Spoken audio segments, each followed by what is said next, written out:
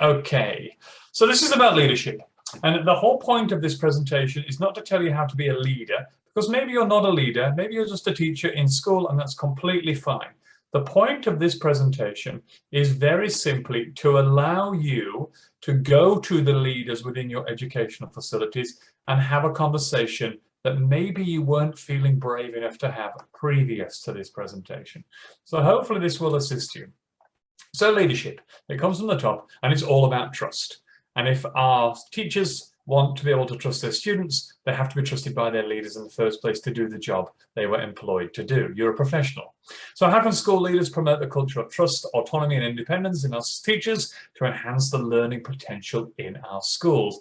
Well, and this goes back to a Montessori quote, model the behavior you wish to view in your team. Whatever you want to see in the people around you, model it. If you want your students to whisper, whisper. If you want them to read, don't read at them, don't read to them, read on your own. Say, hey guys, we're all going to read now. It's reading time. I'm not going to read with you. I'm actually reading myself.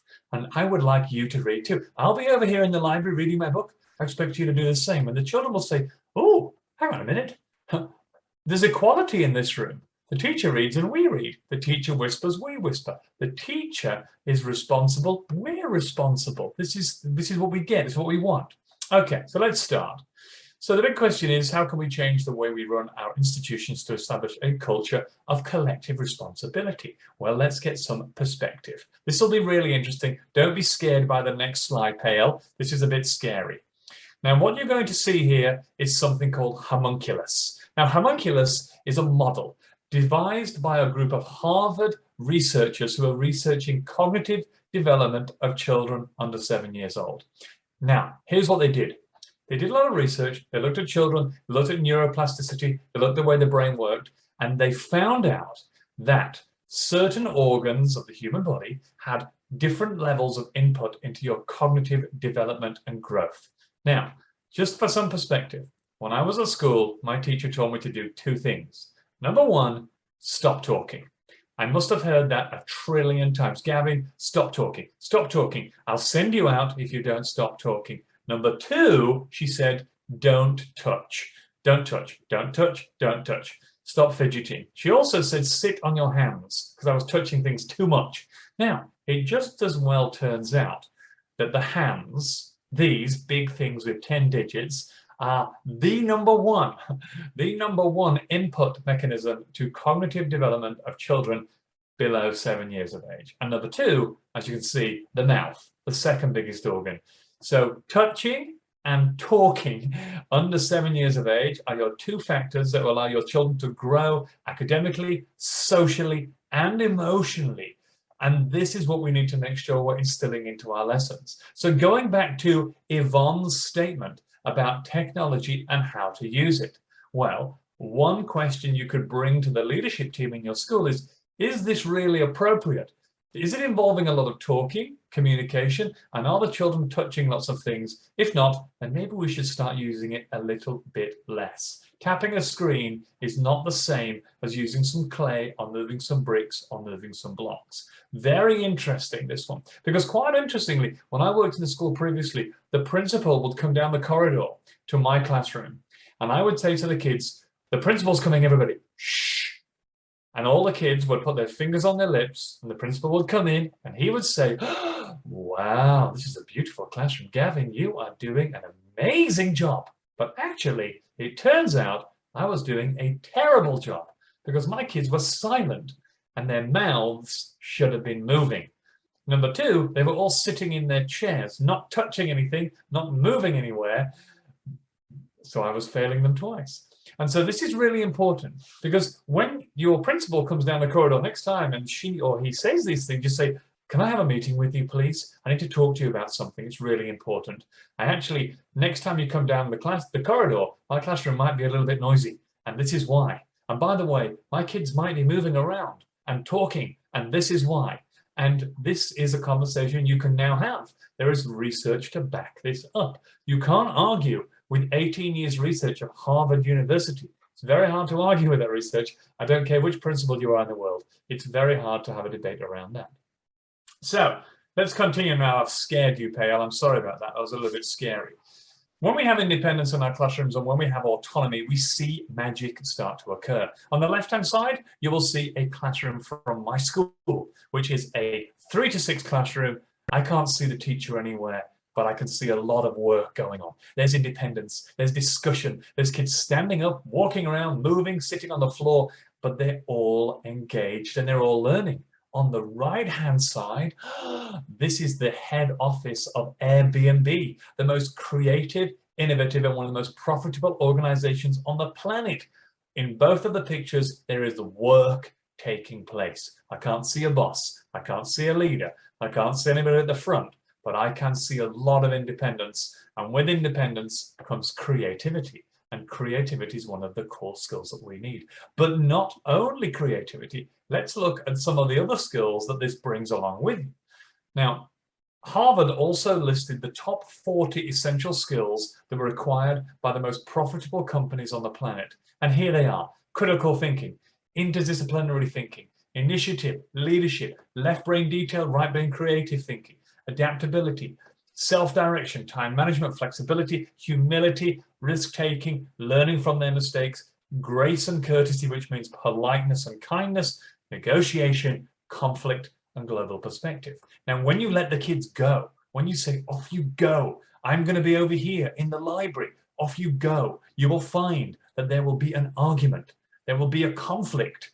Now, it's not your job as the teacher to jump up and say, oh, those two children are having an argument. Quickly, separate. You go over there and you go over there. You don't want that, because that's not going to teach them how to be a real person. That doesn't happen in the real world. People don't jump in and sort it out. We can see that right now with what's happening in Ukraine. What we actually need is for it to happen from within, to say, hey, this isn't great. The way that we're communicating is not really great. Let's sit down and have a conversation about this. And in a classroom in my school, you'll find something called a peace mat. And a peace mat's a very beautiful concept. It's basically a piece of material, a mat.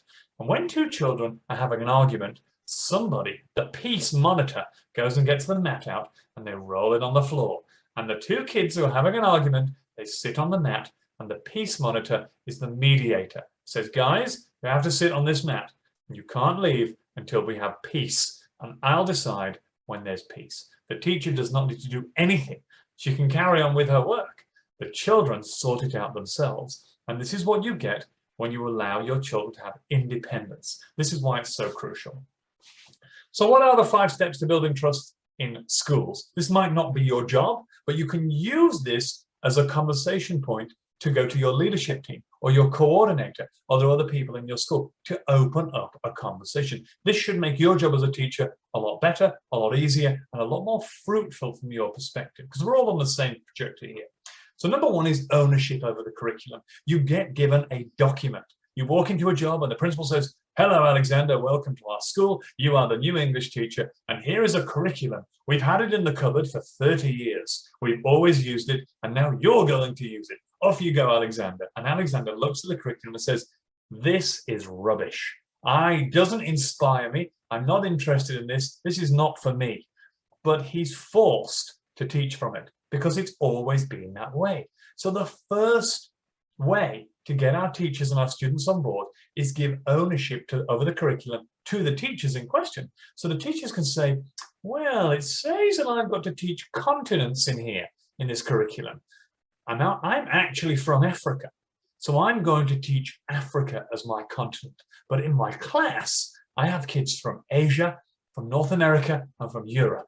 So when I send them off to do their work, I'm not going to tell them that they are going to do their work on Africa. I'm going to let them decide which continent they would like to choose. So you're allowed to write your curriculum in a way that suits you, and you pay that forward to your students by saying, guys, I'm not going to force Africa down your throat. Maybe you don't want to do Africa.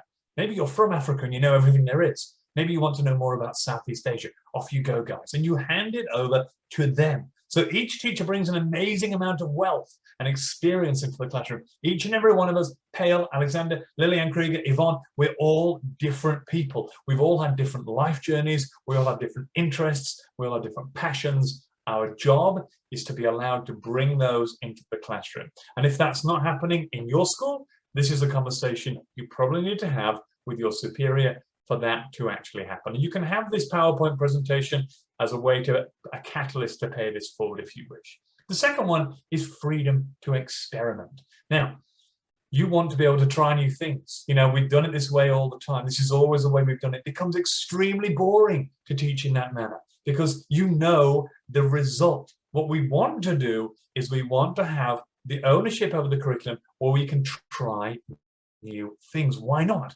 And I'll give you an example of this. I was teaching volcanoes in my class and I had all the kids. So I said, guys, we're learning about volcanoes today. And the kids said, yay, I love volcanoes. And I said, I don't know everything about volcanoes. How could I? I'm just a human being like you. But I do know something really, really cool about volcanoes. I've been to a volcano when I was in Bali, and I showed them this video of me on the top of a volcano. And the kids like, wow, our teacher is a real person. He doesn't live in the cupboard. He's actually been to a volcano. So I taught them something. And then I said to the kids, now off you go. You can do research on anything you want about volcanoes. It is completely up to you. You can do the lava, you can do explosions, you can do Vesuvius, you can do Kinabalu, you can do anything you want. Off you go. And you can show me your research any way you like. It can be a report, a model, a piece of art, a play. It's completely yours. And I saw a little boy and he built a model of a volcano out of papier-mâché. Now, he got the mix of the water and the glue totally wrong. There was way too much water and not enough glue. He spent hours making this volcano, layer after layer after layer on top of this beautiful structure. I saw it. I knew he'd made a huge mistake. Huge mistake. An hour later, the volcano collapsed in a heap, a big mess, and he was crying. Now, I could have stepped in an hour before and told him, hey, you've got the mix wrong, but I didn't. Because there's a lot of learning comes from making that mistake. Just like when you know, if you look at a candle, you know it's hot, but you want to know if that flame's hot, and you want to put your hand in it. And if you never put your hand in that candle, you'll never know how hot it is. You'll only put it in once, but you will put it in. And it's just like the boy with the volcano. I had to let him make that big mistake because the next time he builds a volcano, he will definitely read the instructions on how to mix the water. And he told me that. He was crying. I said, it's okay, we can do it again. How do you feel now you know? And he said, I think I didn't read the instructions properly. Next time I'm going to. And he goes, I want to start right now. He went back to the table and he did it again almost immediately and succeeded, which is exactly what we want. You need to be allowed to experiment, and so do your students. It's fine if it goes wrong. Number 3, time. There is never enough time as a teacher. There is just not enough time. As Yvonne said, she's teaching kids at home, kids in class, marking assignments, planning lessons, preparing the classroom, marking the books, inspiring the kids, doing her hair, doing the washing, going for dinner with her friends. All of this crammed in to 12 hours of life. Very, very difficult. So here's a question to think about if you're going to approach your leadership team. So do you have time to prepare for class? If you don't have time to prepare, problem. 99% of success of every lesson is preparation. 1% is delivery. And the kids, as you probably know, will sniff it on you. If you're unprepared, they're going to eat you for breakfast. They can see it. They look at you and go, no, she's not prepared for this lesson. Let's get her. And they attack. And they eat you for breakfast, you're finished. They know when you're not prepared, but they also know when you are prepared. Your holidays. Do you use your holidays to go on holiday? Or are you in school, marking books, planning displays, and working in school? You need to be inspired just as much as the kids do. So you need your holidays, they're there for a reason. Do you observe teachers in action? So is your principal or your leadership team coming in your room and having a watch? Do they know what's actually happening? If they're coming in to support, that's beautiful. If they're coming in to assess you, that's the wrong kind of observation we're looking for. Number 4, do they know your teachers? Do they know who you are? Do they know your passions, Yvonne? Do they know what you like? Do you like literature, film, poetry? What is it that you love? Do they know that about you? Because if they know that about you, they're modeling that you should know that about your students, because when you know your students, you will know what their hook is. And when your principal or your leadership team knows you, they will also know what your speciality is.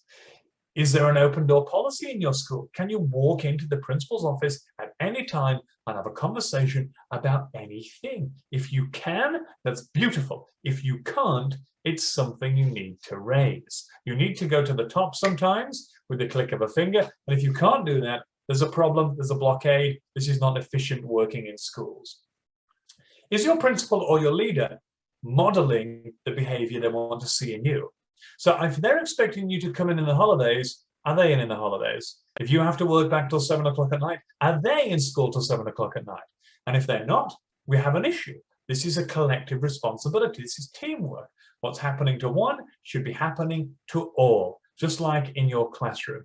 If you're going to read, then I'm reading too. If you're going to tidy up the classroom, children, I'm going to help. This is part of collective responsibility, and this pays it forward throughout the entire organization.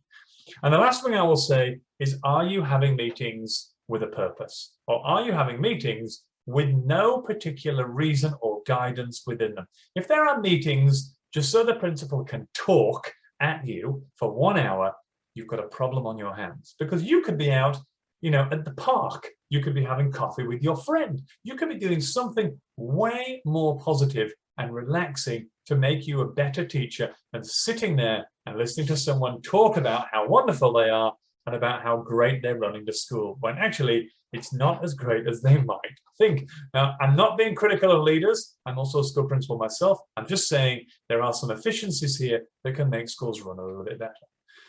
Now, here's something I'll share with you. Some of you might already have this from LinkedIn previously. This is the 40-week calendar of essential skills. These are 40 of the top skills, Alexander, that you will find that the top 20 industries on the planet are looking for. And I put them into a calendar for you over 4 terms, so 1 year. There's 1 per week.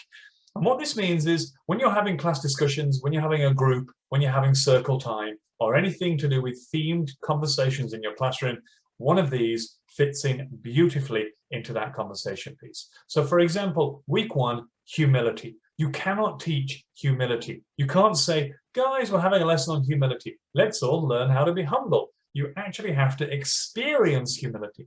And humility is about being proud of your work, but quietly proud, not showing off.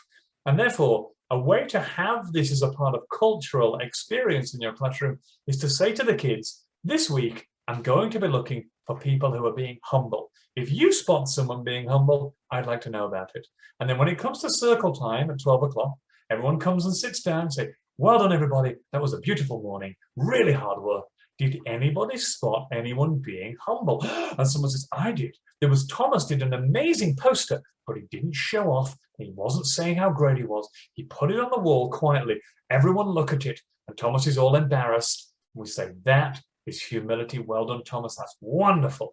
You don't have to teach this. It will teach itself. You just have to leave it as a common theme of something we're looking for. Now, if you scan the QR code, you will get this document in your inbox automatically, and you can use it, share it. It's a 5-page document with explanations of how to use it, how to put it forward in your class, and I suggest it's free. Fire it off to anyone you want who might like it, and they might want to use it in their schools too. So, when we allow our teachers to follow their passion, to find their niche, and to work with true intention and purpose, we build a culture of trust and autonomy within our team that results in increased engagement, achievement, and ultimately retention. And this is what most leaders in schools want. They want students to stay, and they want teachers to stay within the institution. You are a professional and you deserve the best, and so do your students. But in order for you to get the best out of your kids, the leader needs to allow you to be the best teacher you can possibly be, and that means letting you be the teacher you always wanted to be. So, we're coming to the end of this presentation, but when teachers feel valued, heard, and respected in schools, the engagement in our classrooms becomes natural. Now, thank you for listening to that speech, but before I do wrap up here, I want to share something with anybody here who is interested. Over the last 6 months, I've been working really hard to make teachers' lives a little bit easier. to give you tools and tidbits and programs. And when there was a lockdown, I was making timetables for you to take away and send out to your communities and utilize. And what I want to do is offer you something free to use in 6 weeks' time. I want to offer you a free curriculum. I want to offer to teach your class for free in term 2, in 6 weeks. Whatever grade you're running, kindergarten, prep, year 1, year 6, year 5, year 7, year 9, I want to offer to teach your class for free for 10 weeks. And I'm just going to show you a little slice of what I'll be teaching. And if you're interested, you can hit me with an email or you can inbox me and I will offer you this completely free of charge for 10 weeks. I think you might be impressed and you might be interested. Let's see what you think. Now, can you see my screen? Yes? Does it say how to write and illustrate your picture book? Yes? Yep. So can you see that? How to write your own picture book? Can you see that one? No, not yet, Gavin. Sorry. You can't see it. Wait a minute. On my screen is the students. What about now? There we go. This is it. Yeah. Okay, I'm going to do this in 4 minutes because I know it's late and it's Sunday and we all want to go. I'm going to do this in 4 minutes, and if you're interested, or if you know anybody who is interested, then this is free. I am an author, as so Lillian Krieger is. I am an author of children's picture books as well as parents' books, and I've written quite a few, and I know how to do it really well now. And what I'm going to do, I'm going to offer you to teach every single one of your children to write a picture book for free. I'm going to do it in term 2 in 6 weeks' time, and at the end of this, they will all be a published author, and I will share their book with the entire world on a virtual library that I have built. So every single child in your school, every single child in your class, or in your whole community can come along this journey. I'm going to whiz through this presentation in 4 minutes and talk as fast as I possibly can. Okay, so this is my business partner, Richard Mills, and we're launching something called Upschool, which is free education for the world. Here goes. This is what's going to happen in term 2. If you're interested, you can have it completely free of charge. Okay, so how will the course work? Let me tell you very quickly. First, your students will decide on a way they want to change the world. They want to make a difference. They want to build a new basketball court. They want to plant some seeds in the garden. They want to feed the homeless down the street. Whatever it is they want to do, the first thing they do is they decide on their mission. The second thing they do is I then guide them on how to write a picture book. And then the third thing they do is they learn how to illustrate it digitally using technology. The book will then be uploaded onto the Kindbox library for free and shared with the entire world. Now, I will do all the sharing and all of that stuff, and people around the world will have a chance to buy that book. They can print a copy that's delivered to their house of your child's work. So a school in Delhi might say, I love that book that the little child wrote in Yvonne's class. We're buying a copy of The Tortoise Goes to Town. She clicks buy, and a little bit of the profit from the book goes to the project that your child chose initially, no matter where it happens in the world. So let me just show you how it works. Number 1, children will choose their mission. It could be a local project. It could be raising money towards a big goal from an organization such as UNICEF, or Save the Children, or Médecins Sans Frontières, or it could be a project that you see on our platform that you could choose from there. The next thing is you will do a 6-step approach on how to become an author. Number 1, you will brainstorm. By the way, it's Lillian. This is very simple because it's just picture books for little kids, but don't worry, this is going to be done in 10 weeks, not 10 years. It probably took you to write your book. Number 2, you'll then pick your characters. Number 3, you will describe your setting. Number 4, you will plan your complication. Number 5, you will write your story. And number 6, you will illustrate and publish. And we will assist you all the way. The first step is, what kind of story will you write? Are you going to write a story to save a world? Big problem. Are you going to take an animal on a wonderful adventure? Are you going to share a personal story about something important that happens? Are you going to teach children a valuable lesson? Are you going to create a world that only you know about? Or are you going to tell a historical story, maybe someone like Nelson Mandela or Frida Kahlo, and you're going to tell it as a picture book? So give them the options. Number 2, who will your characters be? They're going to choose 3 characters. They're going to make them interesting, different, and they're going to think about their personalities, and everything is on the table. It doesn't matter what they choose. It's all a yes from me. Number 3, they're going to talk about their setting. What things will they see in their setting? What will they hear? And what will they smell? And will help them to work on describing that setting. And then they're going to decide on a problem. And it doesn't really matter how complicated or how simple this is. So for example, here's a very simple example. A wizard from the future has lost his way in the desert. He meets a talking crab who promised to show him the way, but only if he can come to the future too. The wizard and the crab make a deal, and off they go to the future to see what it looked like. It can be as simple as that. Not a problem to me whatsoever. We'll then show them how to make a manuscript, how they can write their text, just the text. And at this point, we're at about week number 5 of term 2. So week 5, this is what we're getting so far. Then the children have a one-on-one coaching session continuously for 5 weeks on how to illustrate their book using Canva. And Canva is what I made this presentation on. It is a completely free resource. Anusha uses it more than anybody I've ever met.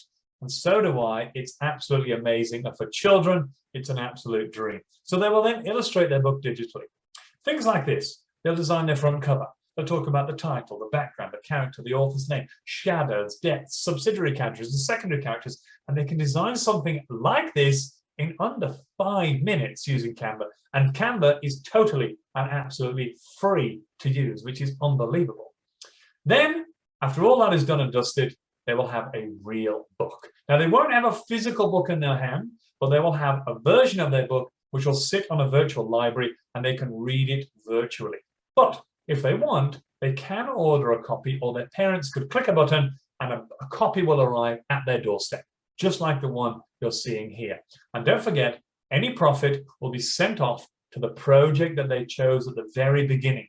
So if you have 400 kids in your school and they all write a book and every parent buys 1 copy, then you can probably build a new basketball court in your playground or open a new computer wing. It's as simple as that. Your children not only get to be writers, but they also get to write with true purpose. They get to make a difference in the world. And then comes the upload. So first of all, you upload it. Secondly, you allow the world to read it. And number 3, you can sell printed copies of this. Or the children can actually say, I've written a book, Mum. Would you like to buy a copy? You can click this button, you can buy a copy. And at the end of this, the children will learn that writing for a purpose has never been easier.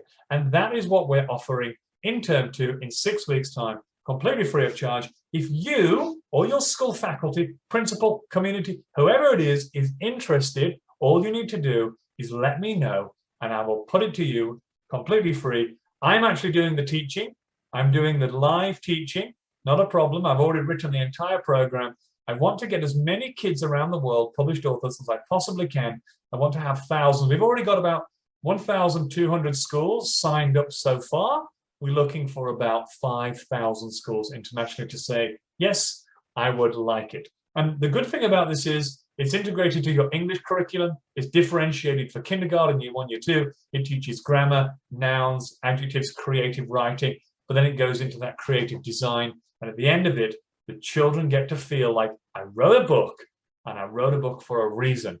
Not so that the teacher gave me a tick, not so the teacher gave me a gold star. It doesn't sit in my book in the cupboard. It's actually online, and everybody around the world can read it for free. I'm making a difference. And that's beautiful. So if you want in and you want to be part of it, hit me with an email and I will be just reply to the email you got today from Education Influence and I will send you all the details.